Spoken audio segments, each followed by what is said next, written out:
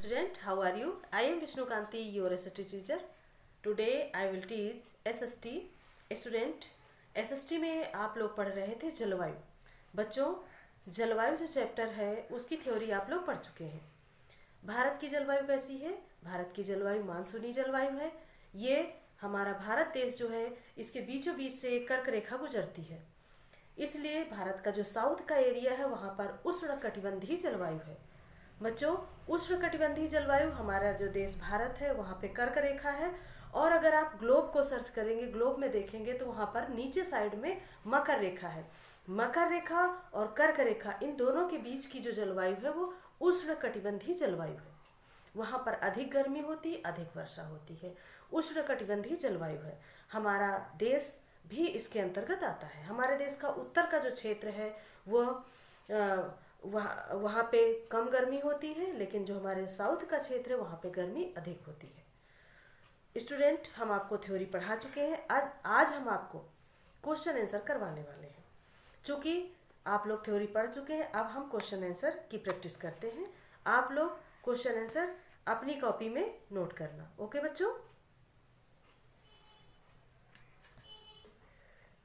Student, पहला question है आपका, मौसम क्या है? यह ऋतु से किस प्रकार से भिन्न है? तो बच्चों, मौसम वायुमंडल में तापमान, वायु दाब और आर्द्रता के कारण दिन प्रतिदिन होने वाला परिवर्तन है. जबकि एक ही तरह का मौसम अगर अधिक समय तक रहता है, यानी 2 से 3 महीने तक अगर रहता है तो उसे हम ऋतु कहते हैं. ओके बच्चों? इसके बाद नेक्स्ट क्वेश्चन है आपका, मौसम, ऋतु और जलवायु के तत्व क्या हैं? जलवायु ऋतु से किस प्रकार से भिन्न है? बच्चों, इसके लिए आपको बादल, हवा, वर्षा, हिमपात, कोहरा, पाला आदि ये सब मौसम, ऋतु और जलवायु के तत्व होते हैं. बच्चों, जलवायु ऋतु से भिन्न होती है. ऋतु में एक समान वातावरणीय स्थितियां 2-3 महीने तक बनी रहती हैं, जबकि ऋतुओं का चक्र जब कई वर्षों तक लगातार एक समान रहता है तो मौसम की इस दशा को, उस क्षेत्र की हम जलवायु कहते हैं. ओके बच्चों, नेक्स्ट क्वेश्चन है आपका, भारत में मुख्यतः कौन कौन सी ऋतुएं पाई जाती हैं? कौन कौन सी ऋतुएं हैं भारत में? तो भारत में सामान्यतः 4 प्रमुख ऋतुएं होती हैं बच्चों. दिसंबर से फरवरी तक ठंडा मौसम रहता है, इसे हम शीत ऋतु के नाम से जानते हैं. इसके बाद मार्च से मई तक का मौसम जो है वो गर्म होता है, जिसे हम ग्रीष्म ऋतु के नाम से जानते हैं. इसके बाद जून से सितंबर तक का वर्षा का मौसम होता है, जिसे हम वर्षा ऋतु के नाम से जानते हैं. बच्चों, अक्टूबर से नवंबर तक का सामान्य मौसम रहता है, जिसे हम शरद ऋतु के नाम से जानते हैं. ओके बच्चों? इसके बाद नेक्स्ट क्वेश्चन है आपका, भारत में मानसूनी हवाएं. भारत में मानसूनी हवाएं कौन कौन सी होती हैं बच्चों?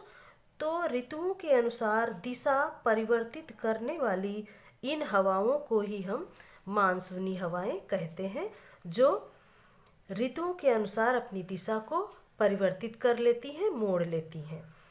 इसके बाद नेक्स्ट क्वेश्चन है आपका, भारत में उत्तर पूर्वी राज्यों में अधिक वर्षा क्यों होती है? उत्तर पूर्वी राज्य जैसे असम, मेघालय, मिजोरम, त्रिपुरा, यहाँ पर वर्षा अधिक क्यों होती है? इसका कारण आपको बताना है.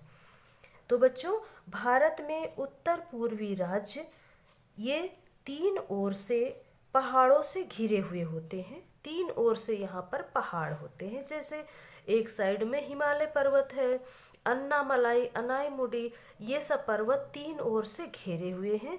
उसके बाद और इन पहाड़ों से घिरे होने के कारण जल वाष्प युक्त जो बादल होते हैं यहाँ से आगे नहीं बढ़ पाते और पूरी तरह से जल वाष्प से खाली हो जाते हैं और अपने को खाली कर लेते हैं. इससे भारत के उत्तर पूर्वी राज्यों में वर्षा अधिक होती है.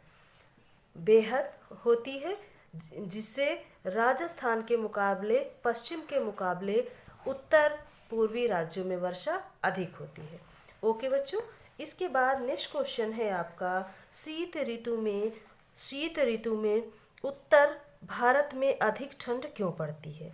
जब शीत ऋतु का मौसम आता है तब उत्तर भारत का जो एरिया है वहाँ पर अधिक ठंड क्यों पड़ती है? तो बच्चों, इसका रीजन है, शीत ऋतु में उत्तर भारत अधिक ठंडा होता है। सामान्यतः शीत ऋतु नवंबर माह के मध्य से आरंभ होता है। शीत ऋतु में उत्तर भारत में अधिक ठंड पड़ने का मुख्य कारण है इस क्षेत्र में हिमालय पर्वत से निकटता और समुद्र से इसकी दूरी। क्योंकि जब सर्दियों का मौसम होता है उस टाइम पे समुद्र का पानी गर्म होता है, तो समुद्र के जो पास के एरिया हैं वहाँ पर ठंड कम पड़ती है, और उत्तर भारत का जो एरिया है वो समुद्र से दूरी है, समुद्र से दूर स्थित है, इसलिए। और दूसरी बात, जो पहाड़ों पे बर्फ होती है उसकी वजह से उत्तर भारत का जो मौसम है वो अधिक ठंडा होता है। इसके बाद बच्चों, आपके लिए आता है रिक्त स्थानों की पूर्ति। बच्चों, शीत ऋतु में किसान, शीत ऋतु यानी ठंडी के मौसम में, ठंड का जब मौसम होता है तो किसान रबी की फसलों की बुवाई करते हैं। इसके बाद नेक्स्ट क्वेश्चन है, उत्तर के मैदानों में ग्रीष्म ऋतु में चलने वाली शुष्क व गर्म हवाओं को क्या कहते हैं? तो शुष्क और गर्म जो हवा होती है उसे हम लू के नाम से जानते हैं। ओके, इसके बाद मौसम और जलवायु। आप मौसम पहले में फिल करेंगे, फिर जलवायु के मूल तत्व एक ही होते हैं। उसके बाद वायु में ऊष्मा या फिर ठंडक की मात्रा को हम तापमान कहते हैं। इसके बाद नेक्स्ट है, भारत में वर्षा का वितरण असमान है। कहीं पर ज़्यादा वर्षा होती है, कहीं पर कम वर्षा होती है, कहीं पर बहुत ही कम वर्षा होती है, और कहीं पर, जैसे आपका भारत के मेघालय का माशिनराम है, वहाँ पर सबसे अधिक वर्षा होती है, यानी विश्व में सबसे अधिक वर्षा मेघालय के माशिनराम में होती है। 400 सेंटीमीटर से भी ज़्यादा वर्षा होती है। इसके बाद बच्चों, आपके लिए क्वेश्चन आता है, सही उत्तर के सामने आपको सही का वृत्त जो दिया है उस पे सर्कल को आपको काला करना है। तो पहला क्वेश्चन है आपका, विश्व में सबसे अधिक वर्षा वाला स्थान कौन सा है? तो विश्व में सबसे अधिक वर्षा वाला स्थान आपका माशिनराम है, मेघालय में स्थित है।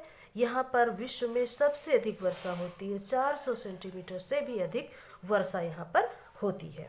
ओके बच्चों, इसके बाद नेक्स्ट क्वेश्चन है आपका, दक्षिण पश्चिम मानसून के समय नमी युक्त हवाएं कहाँ अधिक बहती हैं? नमी युक्त जो हवाएं हैं वो सबसे अधिक कहाँ पर बहती हैं? तो बच्चों, ये आपके समुद्र से स्थल की ओर, दक्षिण पश्चिम का जो मानसून है उससे नमी युक्त हवाएं स्थल से समुद्र की ओर बहती हैं। इसके बाद नेक्स्ट क्वेश्चन है आपका, उत्तर पूर्वी मानसून द्वारा किस राज्य में सर्वाधिक वर्षा होती है? उत्तर पूर्वी मानसून जो आता है, यानी कि अरब सागर से आने वाला मानसून, वो तमिलनाडु में सबसे अधिक वर्षा करता है।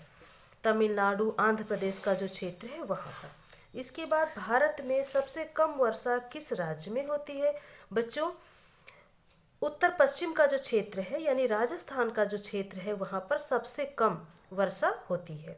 उसके बाद कर्क रेखा के दक्षिण का भारतीय भाग किस कटिबंध के नाम से जाना जाता है? मैंने आपको पहले ही बताया, उष्ण कटिबंधीय क्षेत्र है ये, उष्ण कटिबंध के नाम से इसे जानते हैं। बच्चों, वॉइस मैसेज के द्वारा मैंने क्वेश्चन के आंसर आपको देने का प्रयास किया है। अब आप मेरी आवाज़ को सुन करके, वीडियो को रोक रोक करके क्वेश्चन का आंसर आप अपनी नोटबुक में करेंगे। उसके बाद हम आपकी कॉपी चेक करेंगे। ओके बच्चों, कहीं अगर कोई डाउट है तो वीडियो के नीचे कमेंट में ज़रूर लिखिएगा, उसके लिए हम आपको रिप्लाई देने का पूरा प्रयास करेंगे। वीडियो में अगर वीडियो को पहली बार देख रहे हैं तो इसे लाइक और सब्सक्राइब भी कीजिएगा। आपके जो जानने वाले हैं उन तक इस वीडियो को शेयर भी करिएगा। ओके बच्चों, थैंक यू।